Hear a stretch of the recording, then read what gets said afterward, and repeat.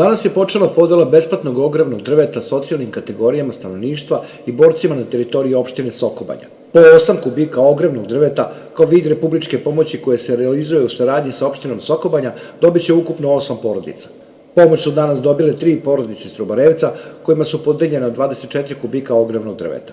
Podeli su prisustvovali zamenik predsednika opštine Sokobanje Vladimir Milovanović, predstavnici Centra za socijalni rad Sokobanje i donatora Srbije šume šumskog gazdinstva Niš. Na inicijativu predsednika Republike Srbije Aleksandra Vučića, Vlada Republike Srbije je donela paket mera za poboljšanje standarda građana u mesnim zajednicama to jest na celoj teritoriji Sokobanja.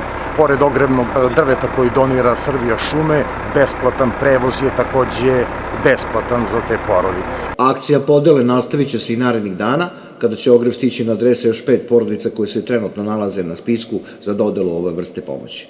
Ovih dana planiramo ostalim porodicama da se sve to preveze i da se odveze, tako da ćemo i u narednom periodu izlaziti svim ljudima u susret kome je neophodan ogrev i sve što je potrebno.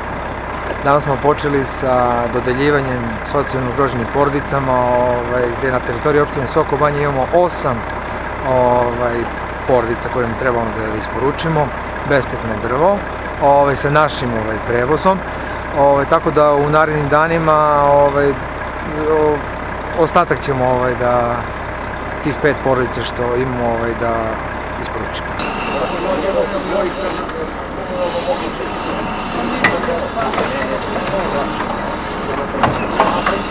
Thank you.